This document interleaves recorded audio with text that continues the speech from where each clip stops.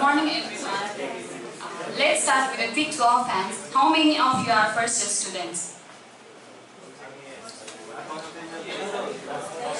And how many are you in second year?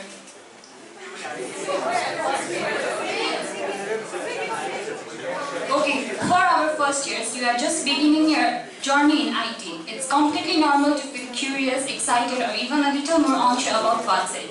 For our second years, things are getting more serious now with internship and career planning on the horizon. Many of you might already be wondering what are the companies really looking for when they hire.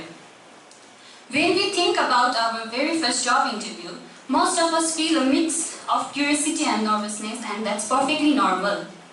So, on behalf of our team, I'd like to officially welcome you to today's seminar, Exploring Cloud and Server Virtualization.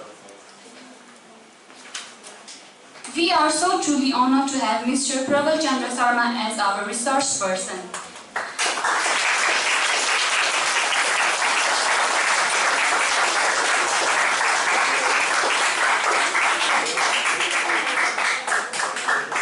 He is an associate engineering manager with over 8 years of experience in IT with expertise in software engineering, database development, AWS certification, cloud practices, and product leadership. He brings a wealth of real-world insights to share with us today. Alright everyone, let's put our hands together and give a warm welcome to Mr. Praval Chandra Sharma.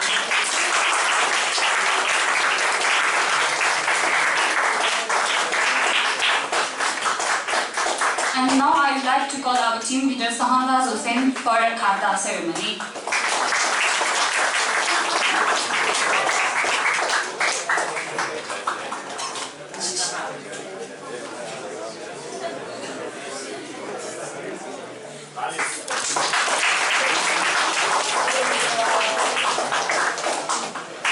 Let's all give our full attention so we can gain the most from today's session.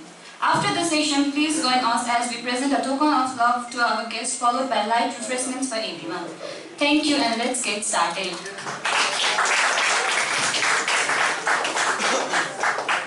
Thank you, Bill. मेरा आवाज आएगा सही?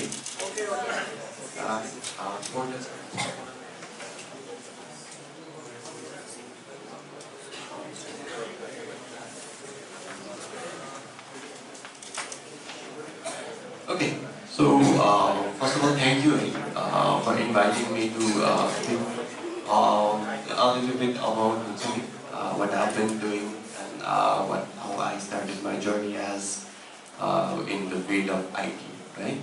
So first of all, I'd like to introduce myself. मेरा नाम Praval Chandra Sharma हो. I have been working as associate engineering manager with Verix. I joined Verix 8 years ago. As a software developer, and I was one of the junior most team member in my team. But I think it's been quite a journey that I have. It's already been around 3+ years that I've been working as an engineering manager. So let's start.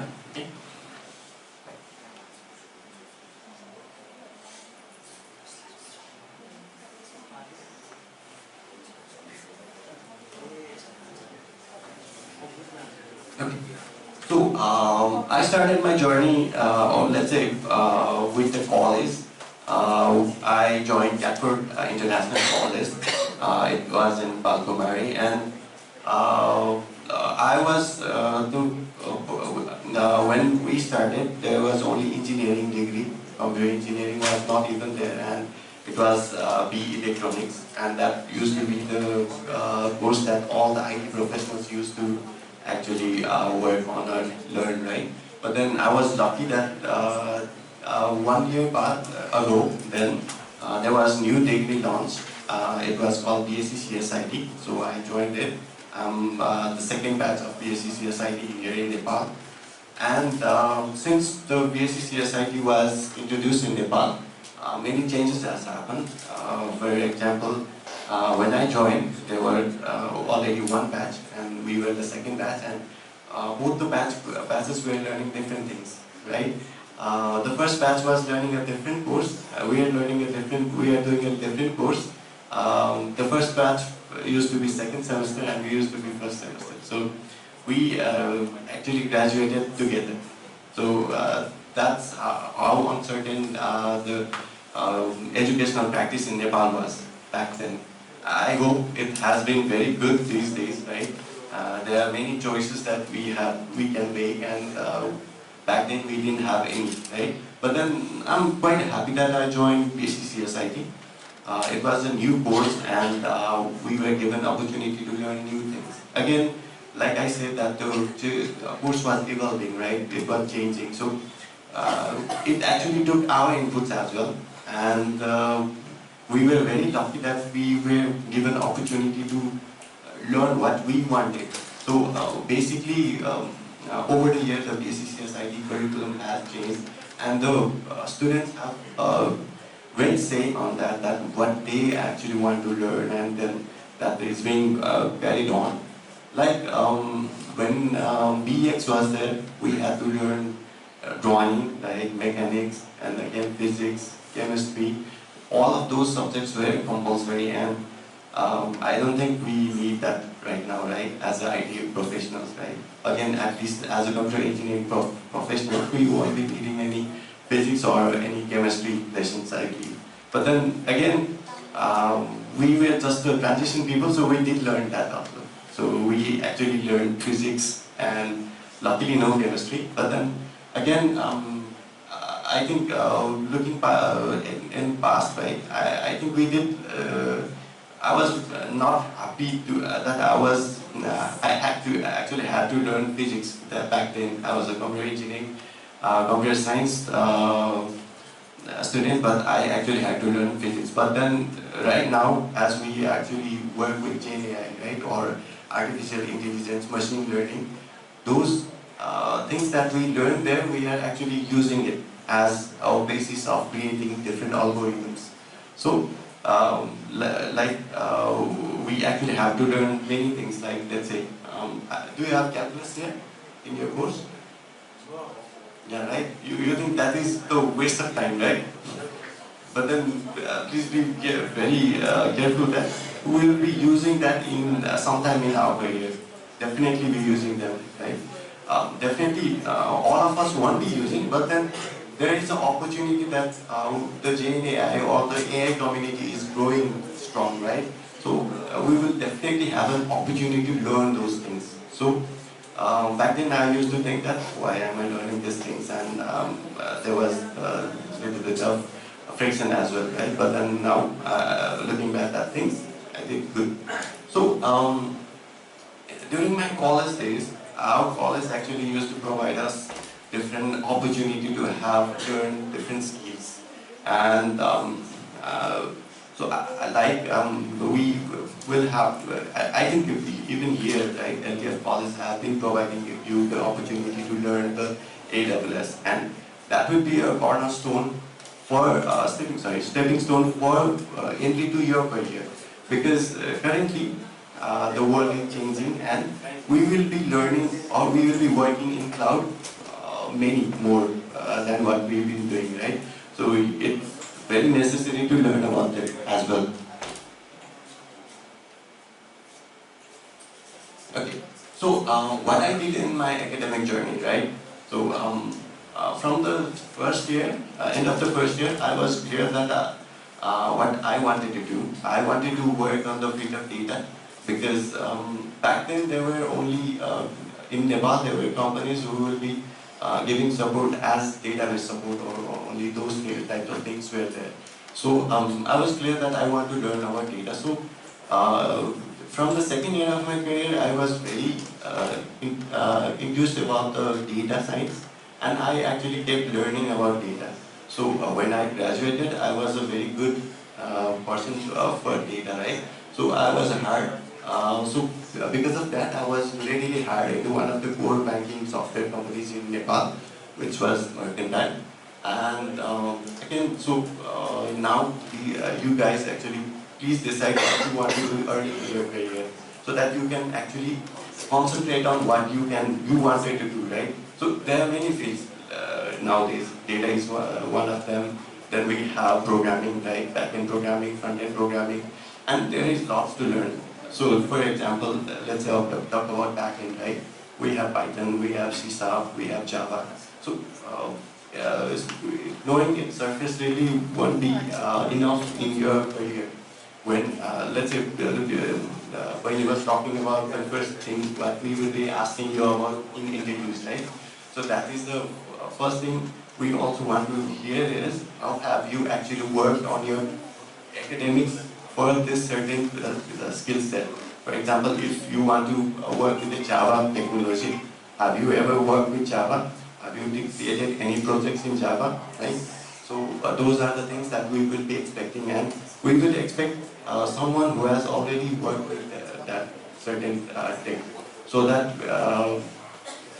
you must have seen that in every vacancies there are certain things like experience, years of experience is already there, right? But then when CV screening is done, right, we want to only be looking at the experience. Experience can be fake here about. It's you can just put a random company name and random number of years, and you can come there, and no one will know, right? But then we are also not taking care of any attention on the numbers of years you have learned. So what we want to see is any academics projects you may have done with that certain skill set. For example, if you want to work with Python, right? You must have learned about Python. You must have worked with one of the frameworks, Django, maybe, right? It's quite easier to work with. So definitely, we will be looking if you have worked with that skill set or not in an academic project, and we will be drilling about that project in your interview. So, how an interview will be conducted first? What we do is we will look at the CV, right, resume that you provided, and our question will be based on that only. Because we don't know who you are. The only perspective we have is from the resume, right? So we will be looking at what is written in the resume and how can we actually know about this certain person. So please be very clear about what you have done during the college, right? And it will be first stepping stone for you to join any companies. Now again, we'll have to learn about again some practical experiences. So it will be better that go for some internships, and in the first phase of career, don't worry about the pay, because the first in the start of our career, payment is knowledge, right? If you can gain certain knowledge, certain skill, then that would be very helpful for you to after the graduation. So if you get an opportunity anywhere to work with any company, right, in real-time environment, go for it. Don't worry about the pay or your pay scale, right? You will be gaining very valuable knowledge. So when you graduate, then when you are ready to go to a professional field, then you already have experience, and then you will get a good pay rise, and you will be hired with one of the best good companies, right? So please take care of that as well, right?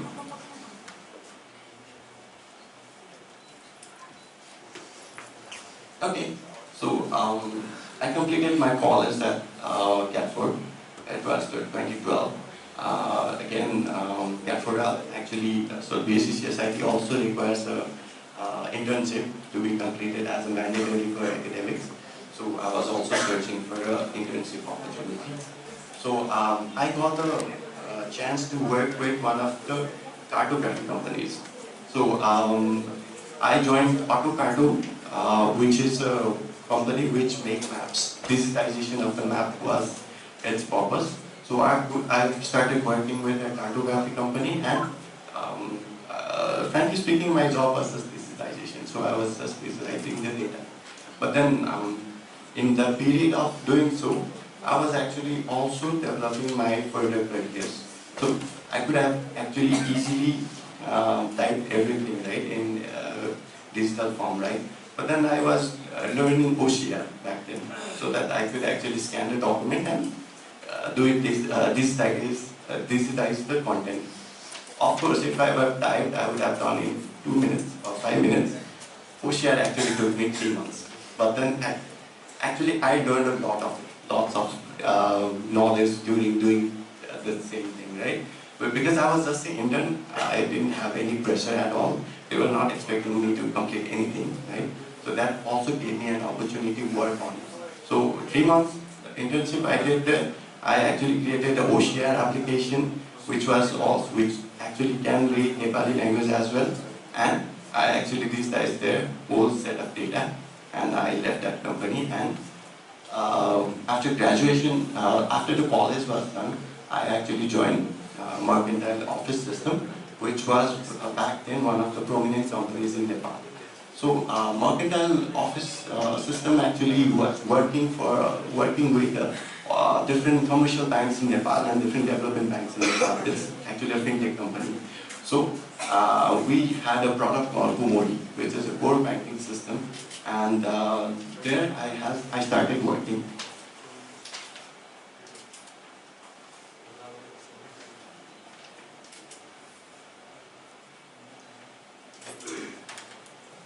Okay, so to start with Mercantile, the first thing I had to do was I actually learned a lot of, like I said earlier, I was very good at database systems. So I learned lots of queries, how to write them. But then first challenge was transitioning what I've learned into the practices that we have to, right? So basically, Mercantile owns a software called Kumori. It's a core banking system, which is written in SQL. So the backend was SQL heavy. So 90% of those logics were in SQL. We used to work with SQL Server, and the front end was with Delphi. So the first challenge was to implement what I've learned into the real-time system. And again, the real-time system was very system critical. Means it's a core banking application. If a small query is wrong, it will actually have huge consequences, right? So first thing was, again, be very careful during the first start of your career. Whatever you are currently doing, please very carefully implement them in the professional work. So I actually had some experiences where things didn't go very well, right? I wrote a query, actually degraded the performance of the system as well. But then doing so, actually I've learned a lot. And I worked for Marketel for 3 years, and during my third year, I actually was working with most of the commercial banks, and I was doing quite well. And next thing will be, one big challenge will be, you're currently learning new technologies in college. New technologies, new things, right? But then the real world companies are using legacy applications. So for me, one of the challenges was, Mercantile was using Delphi. Delphi is a European programming language, native European programming language that very less people in Nepal know, and quite very less people and companies use it. So Mercantile was one of them, and they were using Delphi as a front end. So back in 2013, there was no documentation, there was no Gen AI or any chatbots. We actually had to learn Delphi, and how we did was we actually read the whole code base. So there was one particular example I did. So that was, I was not aware of try catch. So I actually had to create a model for something like a manager check. So I didn't know about the try catch, how to implement it in Delphi. So I actually had to write exceptions after exceptions. I actually wrote 50, 60 exceptions. So everything that I can think of, right? And if I were known about Delphi's try-catch mechanism or how to implement it, I would have done it in 3 lines of code. But then, because there was no documentation, there were no people that can teach us how to write the codes, we were not able to do that. So the first challenge would be for you, even you guys would be actually work with the legacy applications or legacy technologies.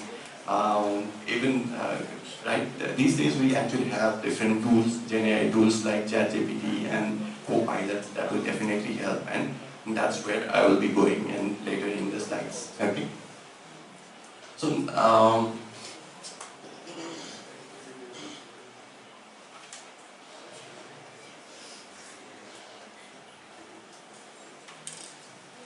So I worked with Mercantile for 3 years. 3 years of working with SQL Server, Oracle, and Delphi again. And also in that time, I would actually kept on learning different things. Like I was also learning about Python. Although the Python was not part of my job responsibility, I was still learning it because back then Python was an emerging thing, and definitely as an IT professional, one of our let's say one thing that we must do is adapt, right? We have to adapt because the technology will shift as soon as it gets another chance. So I kept on learning Python, I kept on learning about SQL, again that was my forte, so I kept on learning about SQL, learning about Python, and in 2016 I joined Dewa. So again in Dewa I joined as a SQL developer only, but then in 6 months I actually had another opportunity to join a different company, that is Verix. So I joined Verix in 2017, early 2017, and since then I've been working with Verix as of now. So I started my career in Dewa as a SQL developer. There I actually have to work with US healthcare data. So in Nepal, back then, I was working with Mercantile. The data was 100 GB, and I was thinking, oh, it's a big database, right? 100 gigs of data. And the systems in bank, the service actually was barely handling the data. 100 GB data was very big for them, and our servers were actually working very hard to process those data. And I think you do have experience that your transaction has been rejected, right? Whenever you try to do some transaction, maybe phone pay or ATM, and sometimes it takes lots of time, and then it connection runs out, right? Because it's happening because we have a limited server, right? System server is limited resources, and it actually rejects our application because of the sheer workload. So back in 2016, 13 to 16, it used to happen a lot, and 100 gigs was the limit. The biggest data was with 100 gigs, one of the commercial bank, and I was intrigued that, oh, it's a big volume of data. But then when I joined Dewa, we were working with healthcare data. The first task was 6 terabytes of data has to be processed. So I was from 100 gig to 6 terabytes of data. A daily data load of 6 terabytes needs to be processed for the one specific healthcare company in US. So that's how different the technology concept of Nepal and US back then. And I was very intrigued about that. So I started learning more about data, how actually we can optimize the solutions so that we can do it, right? But then when I joined Verix 6 months later, I actually had the opportunity to work with one of the optimization processes. So in Verix we used to receive mainframe data. So have you ever seen any mainframe data as of now? No? Have anyone worked with mainframe data? No. So actually just create one node. Please learn about EBCDIC, EBCDIC, EBCDIC. So again, lots of US companies still use mainframe because mainframes are not easy to be replaced, right? Because it's very huge working power. So again, still they are using EBCDIC data. EBCDIC is one of the form of data, but then there are different bytes of data, so they will be there. So EBCDIC data is actually binary compressed data. So we used to receive a gibberish data.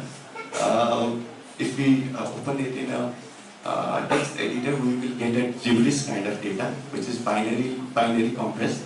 So our first job was to convert it into a ASCII form, readable form, right?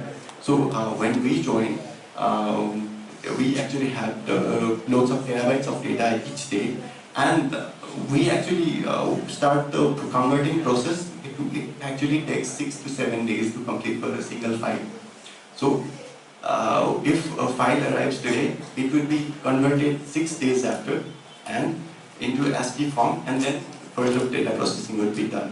So since Verix Analytics is not a real-time company, we are an analytical company, that delay actually didn't matter for us. But then that's complex the system was, right? So I actually, when I joined Verix, I got an opportunity to work with one of the optimization team. I was not part of the programming team who actually creating the logics. I was part of the implementation team back then. So they are creating one application that actually can convert the same data in matter of hours. So those 6 days actually converted into was actually optimized into 7 hours only. So 6 days to 7 hours, I have seen the journey. I actually helped them create the configuration files and metadata to process the conversion of the data. So in 2 months of I've joined Verix, I actually saw this transformation, right? So that also actually opened my eyes that if things done optimizedly, we can actually reduce the workload of days to hours, right? And there used to be one file I actually worked. It used to take 7 hours early, 7 to 6 hours early, and that file was converted in 20 seconds. So that how optimized the new solutions were. Because the new solutions were new. So before I go to that, we must actually acknowledge that each time, let's say for Windows, right? How many of you have issues when installing Windows 11 as of now? Do you have any issues installing Windows 11? No? Okay. So, have you installed Windows 11? Yeah, right? So, up to 2017 to 2018, the laptops were of a different architecture. And Windows 10 was the apex operating system for that architecture, right? In 2018, the architecture of the systems actually changed. And so Windows created Windows 11. So I have one laptop, which is 32 gigs of memory. I was been using it for my office, and it's an office provided laptop. It has 1 terabyte SSD and 32 gigs of memory. It's a good laptop, right? But I won't be able to install Windows 11 in that laptop because the architecture is different, right? So definitely you actually would be seeing some issues when you install 2010, sorry, Windows 11 in such laptop, that is legacy 2017. So that's what happened during the conversion of that binary encoded file, binary compressed file. So it was actually developed for a mainframe, right? But the new architecture that Windows support, the old software was using an older architecture, and back then they were using won't be that much of the memory or that much of a infrastructure provided, right? So it was using a minimal memory to convert a used file. Whereas the new architecture we wrote, the code we wrote actually was able to use the system memory, the huge memory that was not being used, right, to write the file. So because of that, we were actually able to convert the 7 to 8 hours file into a 20-second conversion. Again, 7-8 days file into a 6 to 7 hour conversion. So that's what actually happened. So before actually, if you once you get to a professional journey, please be very. You can actually explore more about the architectures as well. We are software developers. Most of us will be doing software development, right? Back end, front end. Again, it's a software development. But then, if you don't know that hardware that you're working with, the architecture, the hardware that you have, the bytes of memory that can be right, the cache memory that it has, right? We won't be able to optimize the solution at all. Because if we know that, then we can write a different type of code, a different optimized version of code. So, optimized version of code would work with the older system maybe, right? But then with the newer system, we can definitely try it. So, whenever you're working with, please know your system as well, right?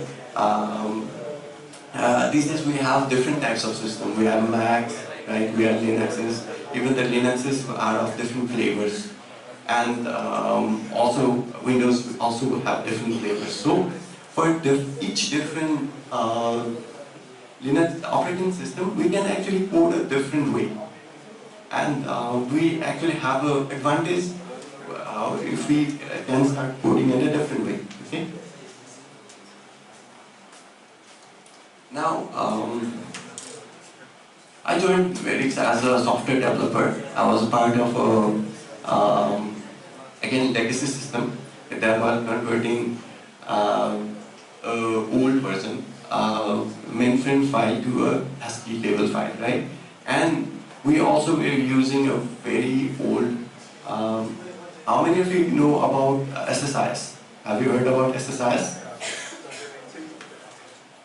No? So SSIS is actually a ETL tool. ETL, you know about ETL, right? Data warehousing and ETL, right? So ETL means a process of converting a data to a data warehouse. So we are using, there used to be SSIS, but we were actually using 2000 version of SSIS there. And I joined there in 2017. So it was, they were using a system that was 17 years created 17 years ago, again a legacy system. Again, you won't find any knowledge base in any, let's say, Stack Overflow or Google, right? So we used to struggle again. So again, I was a part of a team where we converted that. So we used to call it DVIX. So DVIX system into SSIS packages, which didn't actually give any optimization was not there.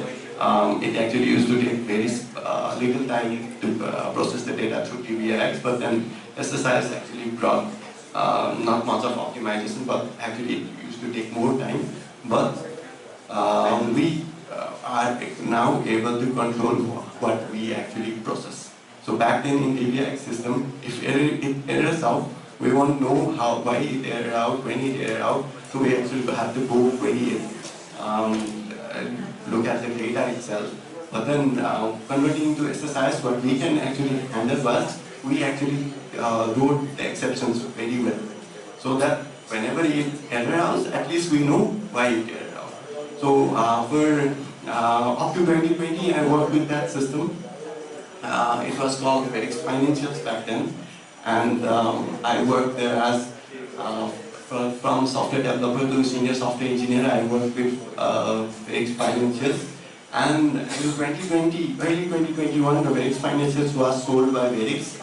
So when Verix Financials was sold, I actually had a chance to move to different vertical of Verix. So then I actually joined underwriting team, which is where I currently work as engineering manager for that team. So I used to work with data, and I used to technically work on Verix Financial. And when I joined underwriting in Verix itself, I actually transitioned into a managerial role. When I started, I used to work technically as well. But then currently I'm already managing the teams only. So how was it possible to become manager from a software engineering role? So again, like I said, I was learning different things. Whenever I have some spare time, I used to learn Python, although I was not working with Python. Also have worked with different technologies, like I also had a keen interest in database administration as well. Although I was not given an opportunity to work as a DBA, I at least, whenever I had time, do certifications, right? So I completed AWS certification, I completed DBA certification, and also had some initial training with Python. And although I don't have any certification to show up for it, but then I did completed many courses. So that was the thing that actually my director saw in me, that I could manage a different team, manage a team which has cross-functional applications to manage with, right? Because that's what was my strength was. So I was given an opportunity. I was so my manager that is, my director called me and he inquired if I want to join as an engineering manager to manage a team of Python data engineers. So, of course, I said yes, and I started working with the Python data engineering team at first. Then, in time, I was working with different DTAs as well. Now I'm working with .NET developers as well and ETL engineers as well. So that is one thing that you also have to work on is, at least if you have time, please explore different stuff as well. So that in future, if given an opportunity, you can actually grab it, right? If I were stuck with SQL only, then I would, my manager would never ask me to, or even consider me to join a different team, right? We would be searching for a team where I have some SQL would be involved, and I actually had to go because the company I was working was sold, and I actually had to move a different company. Verix itself, Verix is a big group actually. So that's how it came. So currently I'm working with, like I said, DBA. One of them you may know. One is, I think he's a teacher with you, right? He's a SQL DBA there at Verix, and it's a very good one. And I also have a team of 2 different teams of Python data engineers. And these Python data engineers are working with GenAI solutions these days. And that's where we will be getting in later of our presentation. Okay. So, so when I transitioned into an engineering manager, I actually had an opportunity to access myself as well. What are my strengths and what are my weaknesses, right? So that is one thing that you will have to concentrate when you actually transition to a different phase of your career. So I self-analyzed and what were my strengths, right? So again, I was bragging about it from the start of my presentation is I'm quite adaptable because I kept on learning things, right? But then there was weaknesses as well. I was working as a software engineer, a senior software engineer, but I never had the opportunity or experience leading a team. So a team actually would have different personalities, right? Some are hardworking, some will not be that much of hardworking, some are actually soft-spoken, some are very, very extroverts, right? So those were the first thing I actually had to face was a team with different culture. And truthfully said, I actually struggled for 5 months. I didn't have any idea how to manage these guys, right? One of them never works, one of them is working for 17 hours, and that's how the work is completed, right? So usually it's 16 hours for two guys, and one of them is actually working 17 and one is actually lying around very, very happy. So again, on that, that was my weakness. I was not able to actually handle some of the situations, and there my manager, my manager is Nitin Shrestha. He's currently Director of Engineering Verix. So he actually stepped in and actually helped me a lot. He was my mentor from the starting days of my Verix career, and he is still helping me figure out things whenever I have any issues. So always actually always be very, very sure that you have one helping hand or a mentor. So stick with one of the mentors, right? And then they will definitely help you move past challenges in your career, and they will definitely help in it. So for me, I was very lucky. I had a good manager and good mentor, and since today he's actually helping me. And even creating this slide, he actually helped me create a little bit of slide because I sent the slide for him to review on, right? So convert your, so you will definitely have weaknesses. Definitely there are things that you won't be able to do.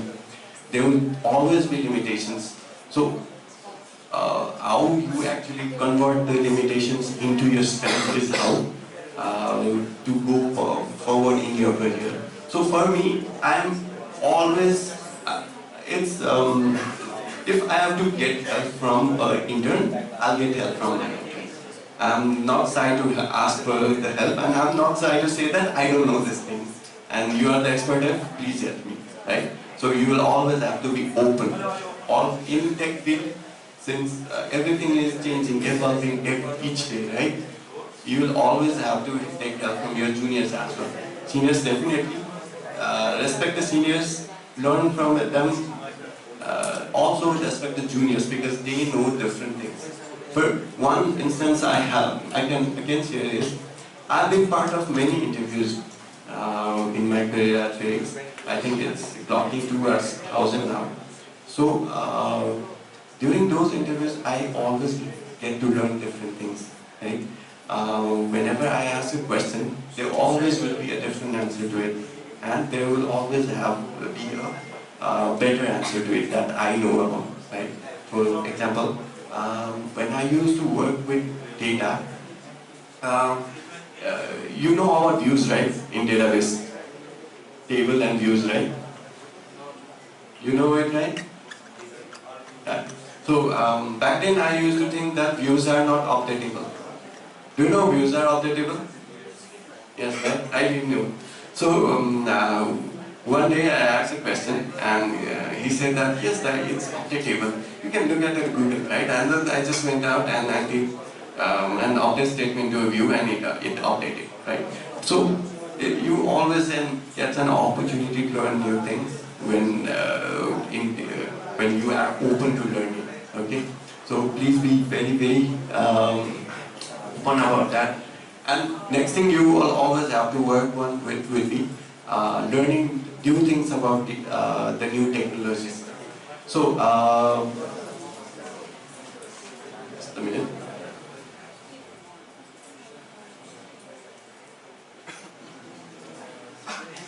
So how many are you intrigued with GenAI? GenAI, generational AI. Have you worked with anything? And you all work with it. ChatGPT is one of it, right? So do you know how GenAI came to be? Have you ever done research how GenAI actually started? Okay, I'll give you a timeline. Okay, so it actually started with deep learning. You will be learning about deep learning these days, right? In just a minute.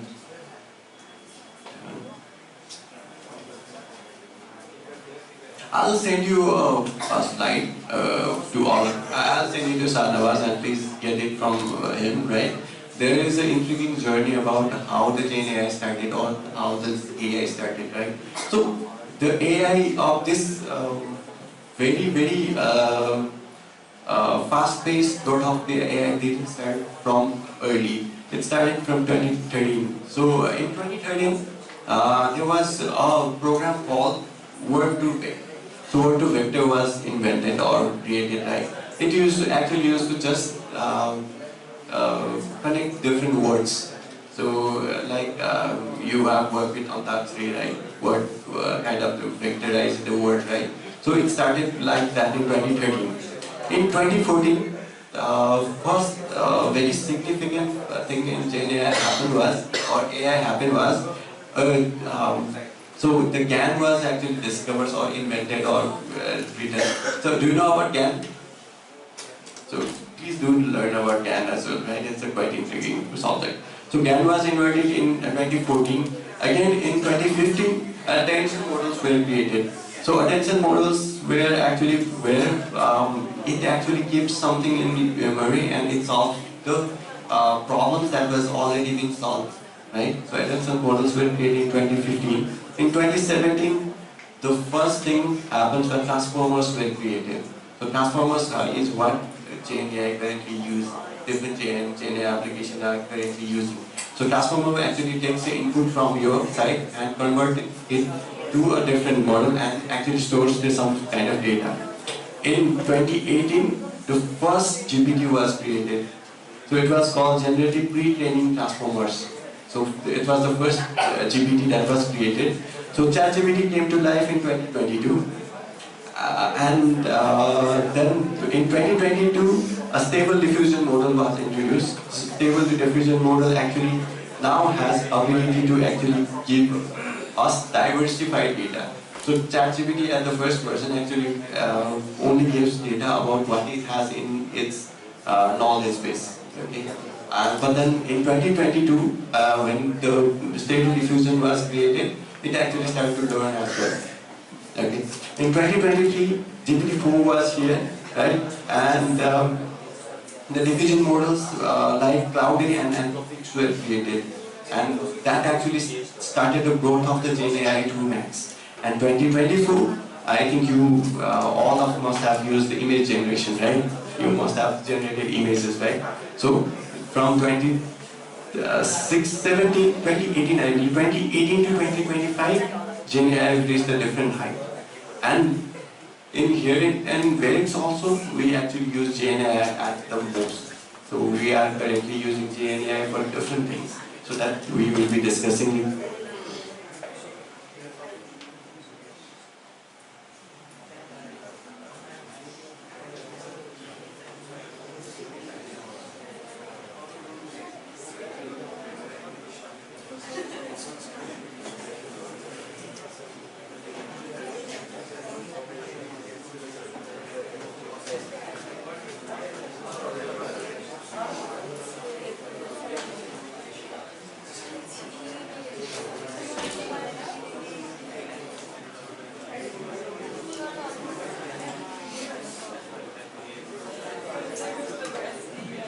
Okay, so I was talking about GenAI, right? So before GenAI, let's go to a different thing.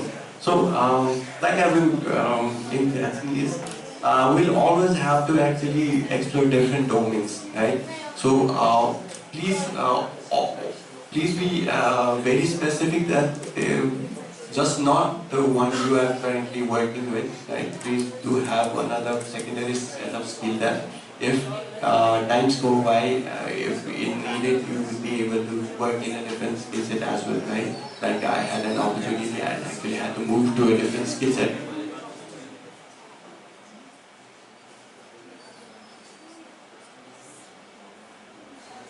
Okay, so today's topic was cloud, right? Cloud and virtualization is what we have been working with. So during 2019, in Vex Financial, we actually had a small POC, proof of concept project. That proof of concept project was actually based on moving to cloud.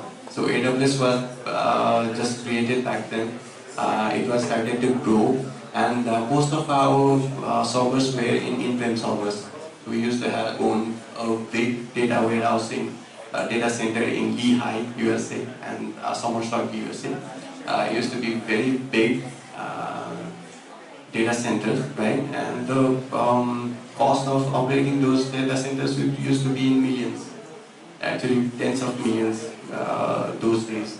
And in Vex Financial, we did some POC that how to move the data into cloud. So we did some POC with AWS technologies like AWS EC2, right, as well as Redshift. And the bill, the estimated cost of that was actually $84,000 per month. And we thought that it was very optimistic, right? And we went with the data to management, and management actually rejected us in the first seat when they saw $84,000 as the cost. And when we asked why you rejecting our proposal is, they were actually paying $500 per month to the data center we have. Because the data center we actually were operating was already established, although there are costs of tens of millions of dollars to operate, we were actually earning billions of dollars from that data center, right? So tens of millions to billions of dollars is a different thing. So we are actually spending only $500 for that particular project on the data center, whereas the bills on AWS has to be $84,000. So again, we did went to cloud. So how did we convert it into cloud is, so one mistake what we did during our POC was we actually calculated individual costs, and we didn't know that even in AWS we can get it from collectively we can get all of those data, right? So when Verix itself decided to move to cloud, so what they did was they actually bought a big system, big chunk of resources from AWS. So actually it reduces the cost for us at a very big way. So that's 84,000 was actually converted into a very small amount, and definitely not $500, but then very small amount. And because all those servers in our Somerset and the high data centers were very legacy and old systems, they were already in need of buying new systems. So buying the whole data center would have cost us billions again. So on that, behind the billions of dollars of server, we actually went to AWS, and currently every system in Verix is AWS. We actually don't even own a server here in Verix now. So everything is virtualized now. So in the first phase, we went to virtualization using EC2s. So how many of you know about EC2? Everyone, right? If you have learned about AWS, you know EC2, right? Also, then how many of you do know about Lambdas? Yeah, AWS Lambda. Right? So AWS Lambda is serverless, right? Means we don't actually have to own a server, whereas EC2 is a own server. And it actually costs us every time we actually run that server, so it costs us, right? Whereas EC2 is where we actually, it will cost us only when we ran it for. For example, if EC2 is up for a day, it actually costs us, let's say, have you ever worked with AWS? Do you have access to AWS console? Right? Yeah. So you know T1 micro, right? T1.micro, EC2 instance. Right? It's a very small Linux system. So T1.micro is run for a whole day. It actually takes us around $2 to $3. Right? And we actually don't have work for a whole day to T1, that EC2 instance to run. And if we run a Lambda, for example, let's say I was using that T1 micro to run one of my Python script. It will take 12 seconds to run. It needs to run for 10 times a day. 12 seconds to 10 is 120 seconds, right? But then using a EC2, I was actually paying for 24 hours of cost. Whereas if I run a AWS Lambda, I'll be only billed for 120 seconds of time, which that Python script actually ran, right? So that's how that's how we actually implemented AWS in Verix. We converted every possible bit of code into runnable scripts and stored it in S3 buckets. So Lambda will fetch scripts from S3 bucket, runs it, the work is done. If the Lambda shuts down, if it's 10 seconds, we will be billed for 10 seconds. If 20 seconds, we'll be billed for 20 seconds, right? But then, again, AWS Lambda actually has its own limitations. It won't be able to run complex scripts because we'll be only able to write or upload some scripts over there. So, for that, even AWS provides us a different solution. So, how many of you know about Docker and container? No? So, the EKS, have you explored EKS? No? So, please go and do explore EKS. So, EKS is Elastic Kubernetes Services. So, what's a Kubernetes, right? What's a Docker first? So, let's say I am in need of a system, a complex system where I have to install different types of softwares, let's say, right? Let's say you must have worked with web, right? In web, right? Web programming, right? So in web programming, what are needed? Apache server is needed, right? Have you worked with web? Anyone? Python? In web programming? Anyone? No? Okay. You have worked with, right? So what are the services that you need to install in your system? Django, right? Yeah, it's a library then, right? Django is a library, right? So there are different libraries that we need to install, right? And if we use a Lambda, it's actually painstaking, and we actually have to check the whole code, the whole library into Lambda, put it there, and when we run it, then it will take some time for Lambda, even Lambda to run, and Lambda is actually more costlier than EC2 in that case, because the billing amount is a little bit higher. So if EC2 runs for 1 hour, it will be a certain amount, but then that Lambda runs for 15 minutes, it will actually cover up the whole thing. And again, a Lambda actually has a limit of 15 minutes, runtime limits of 15 minutes. So that's what happened. We actually had to, again, improvise. So there were systems that would have run for hours. So EKS was introduced, or Docker containers were introduced. So what we do in Docker container is, we actually create an image of a system that we require. So we actually host that image in Docker and container. Okay, so all the softwares that we need to install, all the software that we need to use, we actually create an image, store it in an image form, and then whenever required, we post it, and it's done. So for that, EKS is a model that we actually have in AWS. So currently, we actually converted many of the Lambdas into EKSs as well. Okay.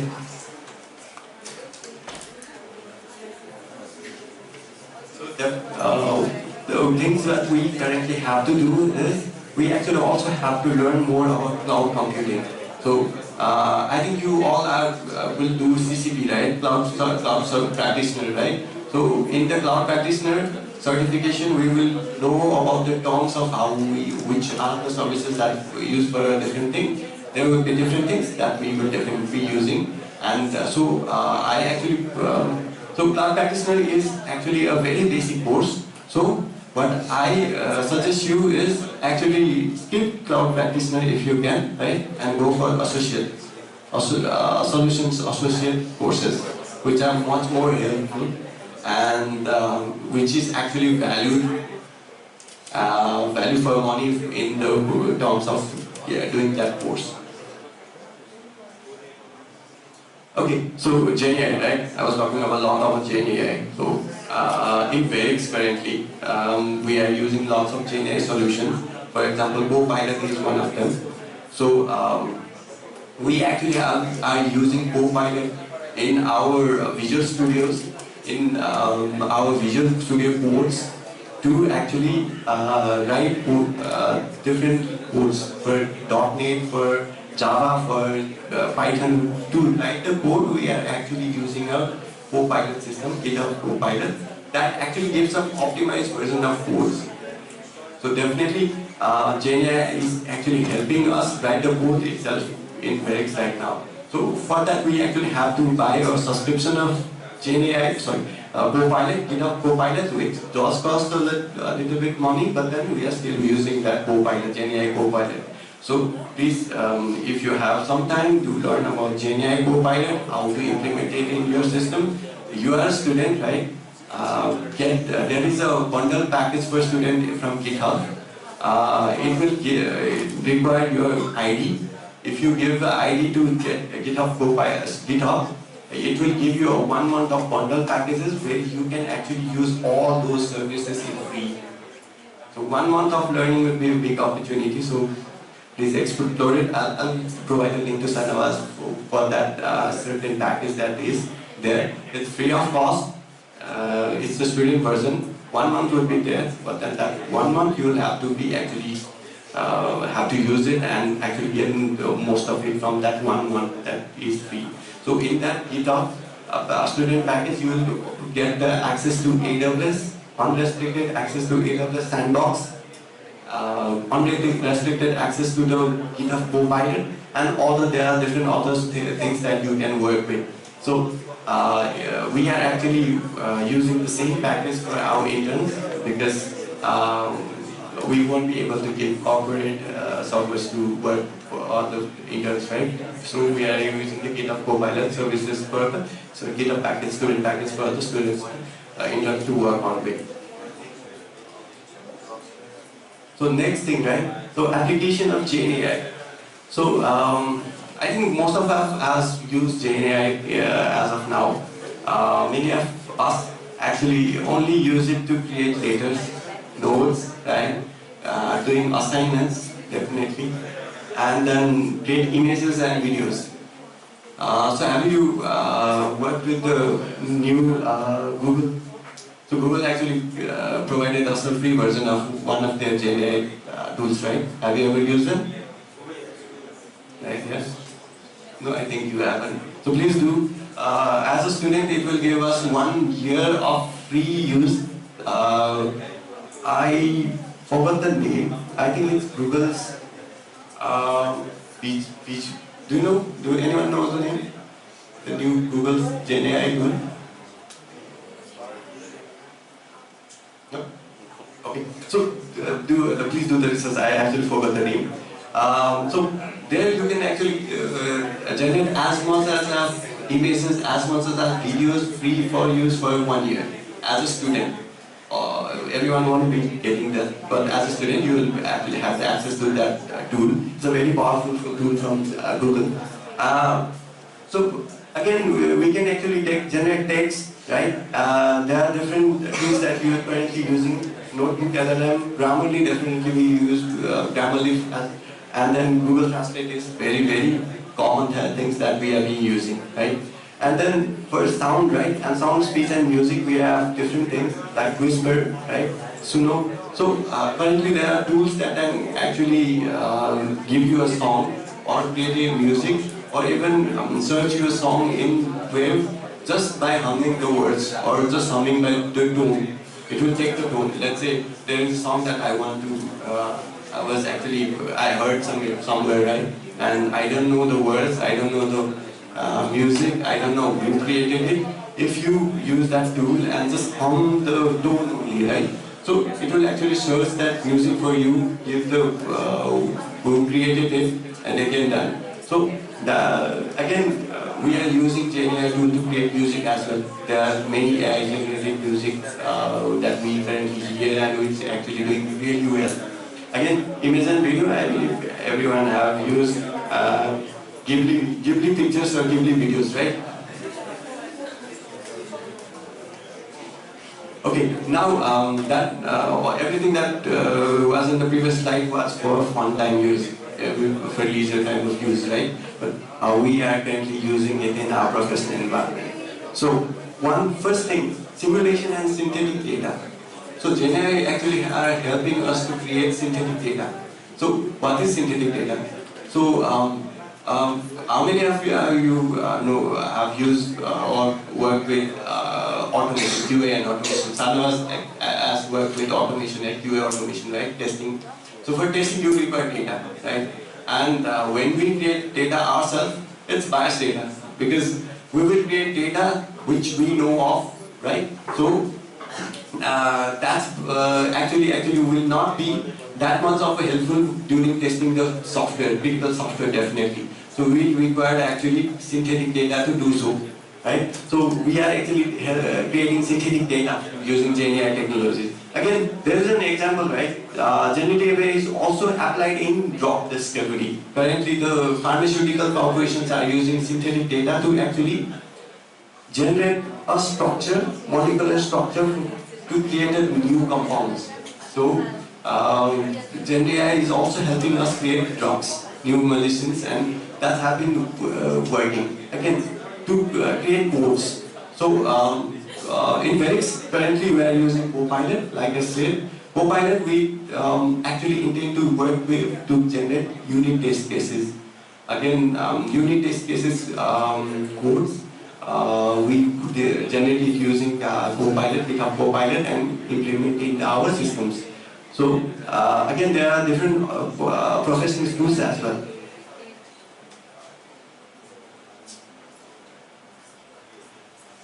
So to end the presentation today, there is a small fact. So GPT-4o, right? It is currently in test in GPT version, right? GPT-4o is there. So to train GPT-4o, right? The power uses is 60 megawatts. So that much of power is required to train that model. It actually train using 60 megawatts of power. It actually took 2,928 hours to do it. So I think you can see how much megawatts of electricity was used to just train that model. I think it's 175,680 megawatts of power. I think our country doesn't use that much of power in 10 years. Right? So that's what is required, right? 14 million. So the amount in US is $14 million was used to just train that GPT-4o model. And again, you can look at different data. There are different data for different AI tools, different Gen AI tools.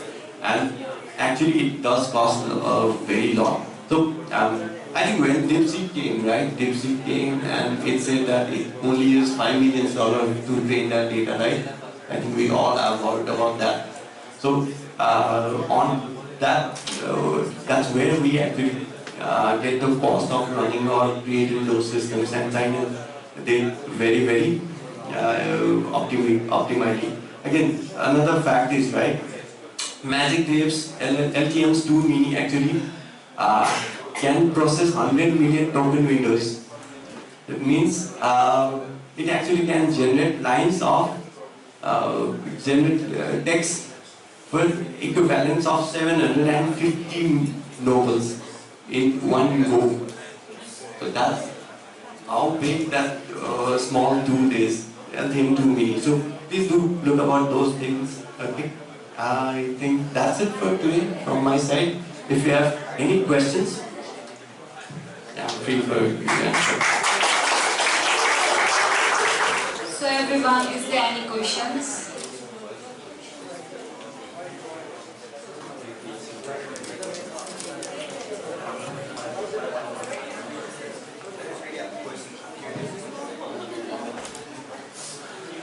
Even these bonding of guide बढ्ने कसरी हाम्रो career start गर्ने इन्टर्नशिपको लागि प्लेसमेन्ट्स So again, hi everyone. So Felix actually start of 2024 started providing internship to the students. In 2024 it was a pilot program, and we actually gave opportunity for around 12 interns. In 2025 we have expanded the program to 12 batch of 4, that is 48 students. 2025 screening requirement actually was completed last week. We did a screening round, and there are around 66 people shortlisted there, and among those 66 we will take 12 people. So Jan 2026 we will again be starting the screening, and the screening will begin actually after the sign, I believe. So if you are interested, please send us the CVs, the resumes. I'll provide the link for you to send the resumes. So what Felix Nepal's internship program actually offers you is an opportunity to learn from mentors. So mentors will be the subject matter expert of that certain field. We are currently providing internship in Java, React, DevOps, and Python, and then .NET. And if you are interested in UI UX, there is certainly a small opportunity window. But then since we in Felix we don't have that much of UI UX engineers, we are only expecting a small amount of interns on that front. On these fields, what we do is we will actually provide you mentor. The mentee actually can interact with the mentors in weekly basis. The internship period will be of 3 months, but it's a voluntary internship only. So no job guarantee, no job placement guarantee. We'll definitely, although give you opportunity whenever there are some vacancies on there, and there have been many people that who actually have joined FedEx using the same platform. There are, I think, last year 5 people joined us from the internship program to our professional programs. Like they have joined as trainees, they have joined us as associate engineers, and then that's there as well. Thank you. So good morning, sir. Thank you for a wonderful presentation. अनि हजुरले भएको थियो नि त्यो like 1 month को free tyre पाउँछ भनेर हो त्यसको चाहिँ लिङ्कको बारेमा कुरा गरिदिनु। So हामीले त्यो internship program start गर्दाखेरि चाहिँ we are searching how चाहिँ हामीले चाहिँ कसरी चाहिँ platform provide गर्न सक्छौं भन्ने हिसाबमा, and there were 2-3 things. AWS आफैले पनि they are providing us the student user, but then AWS ले आफैले provide गरेको student user मा चाहिँ धेरै restriction थियो. So GitHub ले provide, and then we explore other things. GitHub ले पनि यही कुरा provide गरेको रहेछ कि. So GitHub मा गएर GitHub student learning opportunity or package भनेर तिमीले Google मा सर्च गर्छौ भने चाहिँ त्यो प्याकेज को लिंक आउँछ. So त्यहाँ तिमीले अप्लाई गर्नुपर्ने हुन्छ तिम्रो valid student ID राखेर. It will take you around 6-7 hours for them to verify it, and they will send you the whole bundle package. So म त्यो लिंक चाहिँ शेयर गरिदिन्छु. Right now I don't have the link right now. I have the link in my laptop, so I'll share that. Thank you. Good morning, sir. Good morning. Sir, त्यो हजुरले त्यो Windows flavor अनि Linux flavors बारेमा भन्नुभएको थियो, त्यसको बारेमा थोरै भनिदिनुहोस्। Okay, so Windows flavors भन्नाले चाहिँ Windows को different operating system हुन्छ हैन, जस्तै Windows को चाहिँ different user को लागि different operating system provide गरेको हुन्छ। जस्तै सर्भरहरुको लागि चाहिँ Windows Servers edition भनेर पाउँछौं भने प्रोफेसनल र होम युजर्स को लागि Windows Professional र Windows User भन्ने हुन्छ। So त्यो भनेको not that much of it है। But then अब Linux मा आउँदाखेरि it's a different case है। So I think you must have heard the word called Ubuntu, right? Linux को Ubuntu भन्ने छ नि त हैन। Linux को Ubuntu भन्ने एउटा भर्जन हो हैन, फ्लेभर हो। Again it's very different from Linux CentOS भन्ने पनि हुन्छ। Again Red Hat भन्ने छ। अनि काली Linux भन्ने छ है। So के फरक छ त हैन? Linux त सबै Linux हो नि त। So basically Linux एउटा open source operating system हो के। So उसको kernel हुन्छ नि त, base code चाहिँ open source छ। So if you have skills, you can actually edit those kernel हैन, त्यो kernel ले edit गरेर आफ्नै operating system बनाउन सकिन्छ के Linux मा चाहिँ। So Red Hat CentOS भनेको चाहिँ अब enterprise level applicationहरु भयो, operating system भयो, Red Hat भन्ने एउटा कम्पनीले बनाएको हैन। Again Ubuntu पनि एउटा enterprise level को भयो, Ubuntu भन्ने कम्पनीले बनाएको छ। So these are different flavors के। तिम्रो कमान्डहरु हुन्छ नि, जस्तै हामीले Linux मा कुनै सफ्टवेयर युज गर्नलाई के गर्छौं, apt get गर्छौं हैन, yum गर्छौं कुनै ठाउँमा हैन। So त्यो चाहिँ प्याकेज म्यानेजर्सहरु भन्छ के त्यसलाई। त्यो चाहिँ डिफरेन्ट हुन्छ कि डिफरेन्ट फ्लेभर्स अफ लिनक्स मा, र डिफरेन्ट फ्लेभर्स अफ लिनक्स को कर्नल बेस कोड डिफरेन्ट हुने भएको कारणले गर्दा इम्प्लिमेन्टेसन आर्किटेक्चर पनि अलि डिफरेन्ट हुन्छ।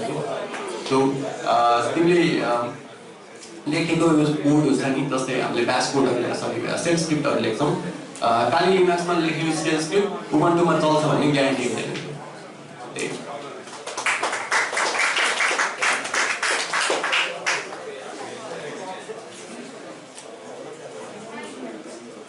Is there any question from anyone?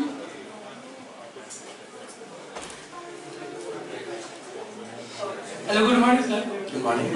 हजुरले अघि AWS को C2 ल्याब थाल्नु गर्नु भयो हैन। हजुर। म अहिले 4th सेमेस्टरमा चाहिँ क्लाउडै पढिरहेको छु हैन। अब अहिलेको नेपालको कन्टेक्स्टमा चाहिँ हजुरलाई के लाग्छ क्लाउडको फ्युचर चाहिँ अब 5-10 वर्षसम्म चाहिँ कस्तो छ जस्तो लाग्छ चाहिँ? So cloud को definitely future छ है। नेपालमा one of the biggest technological field banking हैन, जस्तै ई सेवा भयो हैन, फोन पेहरु भयो, बैंकिङ सिस्टमहरु भयो। पहिला बैंकिङ सिस्टमहरुलाई चाहिँ क्लाउडमा राख्न नेपाली ब्याङ्करहरु डराउँथे हैन, but then that has changed now के। नयाँ ठुलो सर्भर किन्नु भन्दा AWS को सर्भरहरु होस्ट गरेर, जस्तै थापाथलीमा एउटा नयाँ डेटा सेन्टर छ के, डेटा हब भन्छौं के हामीले हैन। सो ब्याङ्कको डेटा चाहिँ डेटा हबमा लान थालिसक्यो कि धेरैले सो डेटा हबले पनि भर्चुअलाइजेसन गर्न स्टार्ट गरिसक्यो राइट डेटा हबले पनि आफ्नो डेटा चाहिँ आफ्नै सर्भरमा भन्दा पनि डिफ्रेन्ट क्लाउड प्रोभाइडर जस्तै अजुरमा भयो एडब्ल्युएसमा भयो होइन गुगलको त खासै युज भएको छैन जस्तो लाग्छ मलाई त्यसमा सिफ्ट हुन थालिसक्यो सो जस्तै इफ नेपालमा अहिले होइन जब अपर्च्युनिटी कहाँ धेरै छ त भन्दाखेरि क्लाउड सरी ई सेवा होइन फोन पे one of the biggest balance भएर आइरहेको छ त होइन F1soft is using cloud services now. अनि त्यसपछि अरू ठुलो कम्पनीहरू लाइक सेटागेट भयो होइन सेटागेटमा भयो डियर होल्डमा भयो they are already using cloud from 2016 when I joined there was cloud already there. So definitely as a IT student हामीले टार्गेट गर्ने भनेको कम्पनी भनेको at least टार्गेट त त्यही कम्पनी गर्छौँ नि त सेटागेट भयो इन्फाइनाइट भयो F1soft भयो होइन so these big players are actually already using AWS or cloud भनौँ न so Azure at least Azure use गरेर हुन्छ होला कसैले cloud AWS use गरेर हुन्छ होला त्यो about costing and the corporate structures but then definitely using them so you कुनै एउटा cloud providerमा चाहिँ सिक्दै गर्दाखेरि it's a very good thing अनि सर लाइक अबदेखि अब म डेभोप्स भन्छु म क्लाउड इन्जिनियरिङ गर्छु भनेर पढेको छ नि सरले त्यसलाई चाहिँ हजुरले चाहिँ कुनै केही सजेस्टहरू दिन चाहनुहुन्छ तिनीहरूलाई सजिलो होस् भन्नेको लागि सो अगेन है हामीले कोर्सेसहरूमा पढ्छौँ कोर्स चाहिँ अब सर्टेन टाइम पिरियडको टाइममा डिजाइन भएको हुन्छ किन त्यो टाइमको लागि लेटेस्ट भनेर डिजाइन भएको हुन्छ बट आइटी सर चाहिँ इमर्जिङ फिल्ड हुन्छ नि हामीले सिसाप युज गर्थ्यौँ सर्टेन टाइम अगाडि डट नेट फ्रेमवर्क होइन डट नेट फ्रेमवर्क पढ्यौँ होला तपाईँले डट नेट फ्रेमवर्क युजै गर्दैन डट नेट कोर युज गर्छौँ होइन because it has change so if you want to develop yours in DevOps होइन डेभअप्स गर्नु छ भने अब अजुरको पनि सर्टिफिकेसन छ यता हाम्रो एडब्ल्युएसको पनि सर्टिफिकेसन छ अजुरमा चाहिँ मलाई त्यति स्योर भएन किनकि हामी युज गरिरहेको छैन सर्टिफिकेसन के हो भनेर कुन चाहिँ नाम भनेर यता डेभअप्समा जान्छौँ भने चाहिँ हाम्रो एडब्ल्युएसमा चाहिँ सल्युसन आर्किटेक्ट पछि चाहिँ आई थिङ्क डेभअप्स भन्ने कोर्स चाहिँ छ कि सो त्यो अहिले नै गर्यो भने नि तिमीले यु सो लेट्स से भेरिक्समा डेभअप्सको भ्याकेन्सी खुलेको छ होइन भ्याकेन्सी खोल्दाखेरि क्वेसन के सोध्ने त होइन अगेन लाइक आई सेड हामीले क्वेसन रिज्युम हेरेर सोध्छौँ नि त होइन सो रिज्युम हेर्दाखेरि if you have already completed your DevOps course definitely त्यहीँबाट क्वेसन आउँछ र definitely you have edge again so यो प्रोफेसनल कोर्सेसहरू चाहिँ ट्राई गर्दा बेटर हुन्छ भन्छु म if you have to go thank you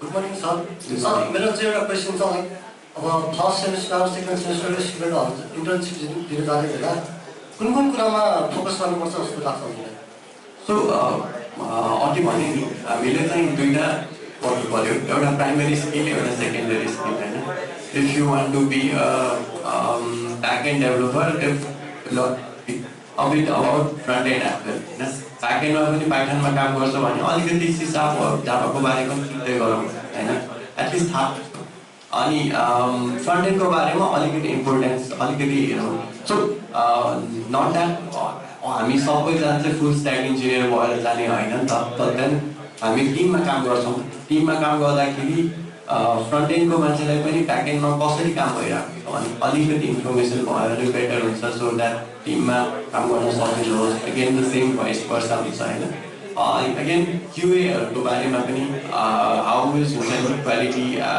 so क्युए अटोमेसनहरू कसरी रन हुन्छ उनीहरूको टुल्सहरूको बारे पनि सर्टेन इन्फर्मेसन राख्दै अगाडि गयो भने चाहिँ किनकि फन्डामेन्टल्समा छौँ हामी होइन फर्स्ट इयर भनेको त फ्रेसम्यान इयर भन्छौँ होइन फ्रेसम्यान इयर्समा भएकोमा त अब अलिकति फन्डामेन्टल्समै ध्यान दिउँ अनि सोफोमोर इयर भन्छौँ क्यारे हामीले सेकेन्ड इयरलाई त्यहाँ जाँदाखेरि चाहिँ प्रोफेसनल्ली कसरी अगाडि बढ्ने एटलिस्ट स्योर के हुनु पऱ्यो भने म केमा काम गर्छु कि होइन अहिले त हाम्रो मैले इन्टर्न्सहरूलाई ह्यान्डल गर्दाखेरि देख्दै भनेको त आफूलाई थाहा छैन कि केमा काम गर्न आउँदैछ कि मलाई जाभामा इन्ट्रेस्ट छ कि पनि थाहा छैन पाइथनमा इन्ट्रेस्ट छ कि भन्ने पनि थाहा छैन am I going to be develops भन्ने पनि थाहा छैन अरू सिस्टम इन्जिनियर पनि थाहा छैन होइन सो त्यो हुँदाखेरि इन्टरभ्यूमा हामीले क्वेसन सोद्धाखेरि पनि खासै त्यो सोलिड एन्सर आउँदैन कि सो त्यो भन्दा त बरु know about yourself primary secondary skill पढेर राखेर जाउँ अनि we can work with that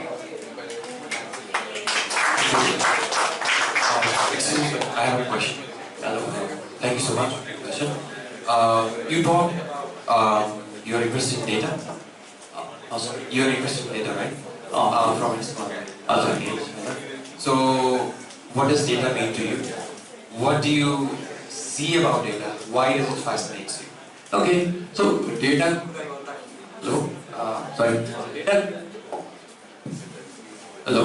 So हामीले डेटाको कुरा गर्दाखेरि I am working with various analytics right and एउटा भनाइ छ कि डेटा इज न्यू पेट्रोलियम रे पेट्रोल रे है ग्यास ओइल सरी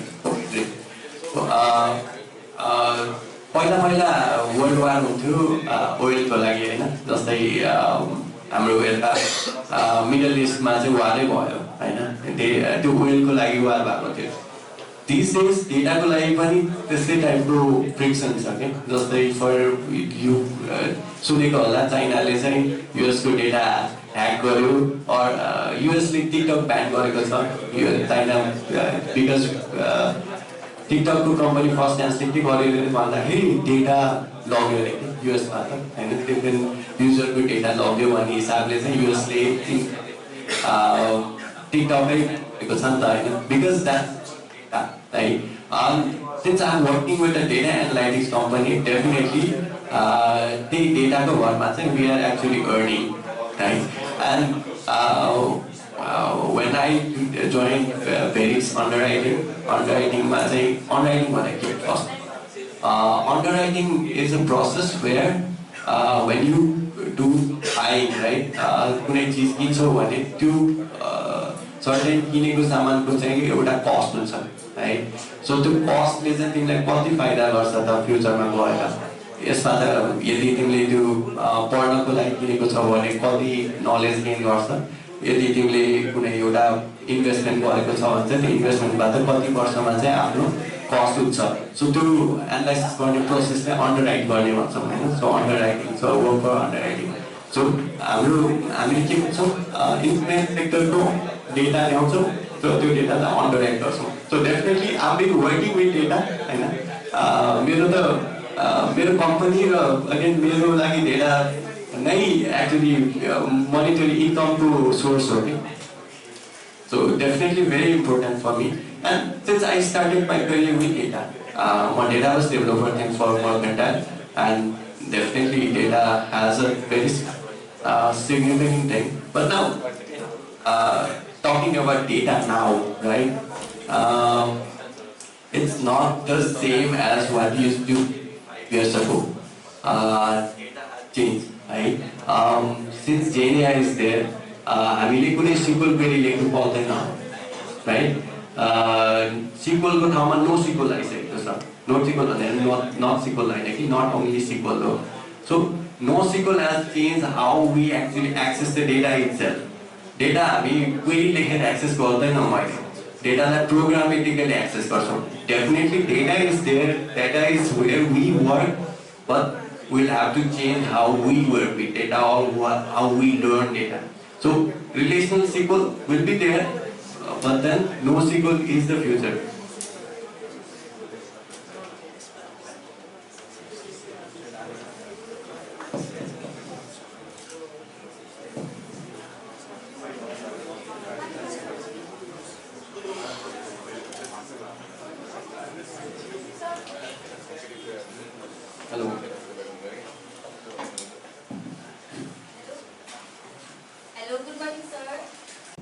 मेरो क्वेसन चाहिँ के छ भन्दाखेरि कम्पनीजहरुमा भेरियस टाइपको पोर्टलहरु आइराखेको छ है अनि त्यो बेला चाहिँ तपाईहरुले कसरी डिसाइड गर्नुहुन्छ कि कुन टाइप अफ सर्भिसेस चाहिँ तपाईहरुको लागि बेस्ट फिट गर्छ like services like EKR EC2 अनि ल्याम्डा Okay, so अघि भने जस्तै कति बेला कुन सर्भिस युज गर्ने भन्ने एक्चुअली डिसाइड गर्न सक्यो भने is the optimise solution right.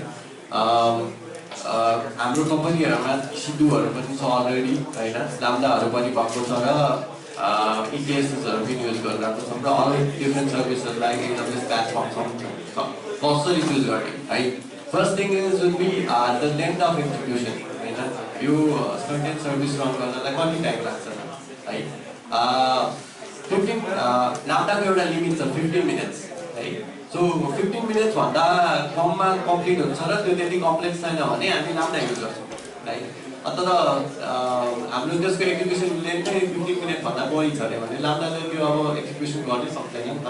So for that we have to go for a different solution. So हाम्रो केसमा एउटा AWS प्याच भन्ने छ। सो त्यसले AWS प्याचले पनि 1-2 घन्टाको एक्जिक्युसनलाई ह्यान्डल गर्छ है।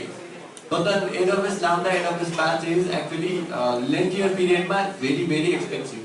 Right? If you have to go for 5 hours, well, let's use EC2 now. किनभने 5 घण्टा त अफै हुनु छ भने इन्स्टान्सै लिएर राखौँ न त, EC2 नै सर्भर गर्दैन त। सो EC2 मा एउटा समस्या के हुन्छ, EC2 मा सबै इन्स्टल गर्नु पर्यो, सबै त्यो गर्नु पर्यो, त्यसको लागि इस्यु हुन्छ।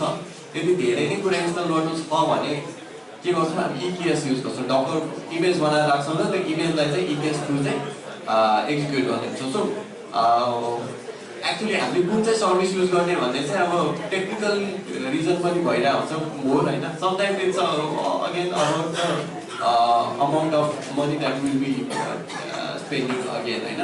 सो AWS प्याचेसको सट्टा EC2 किन युज गर्यो त AWS प्याच भन्दा EC2 सस्तो छ। So those are the things. Thank you sir. Thank you.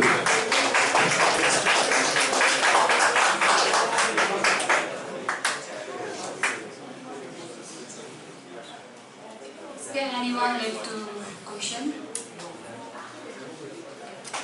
So we have come to the end of our session. So thank you so much, Mr. Prabhat Chandra Sarma, for such an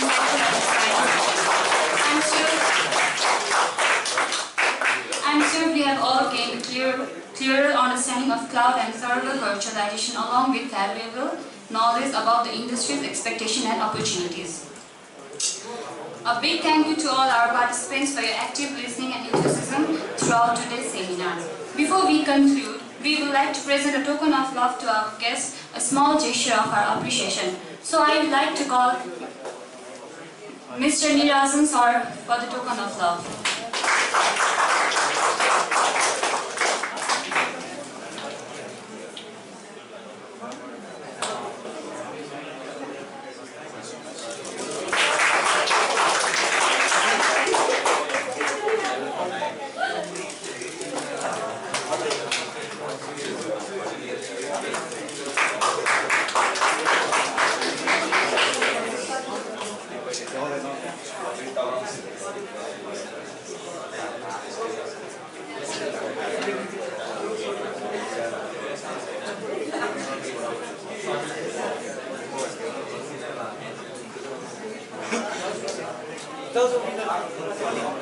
We have a small vlog from our team member, so I'd like to invite Sahanawaz Hussain for the token of love.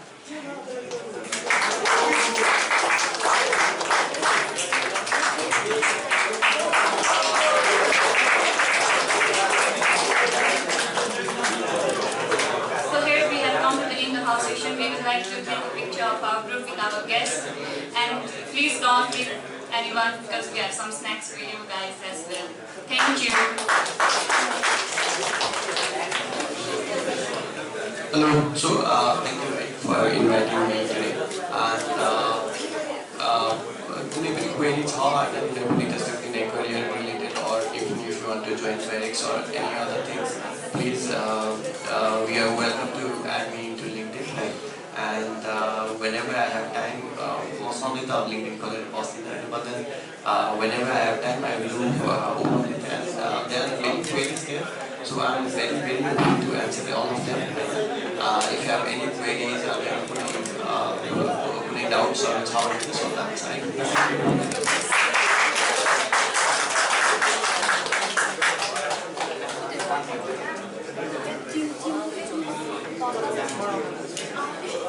Thank you.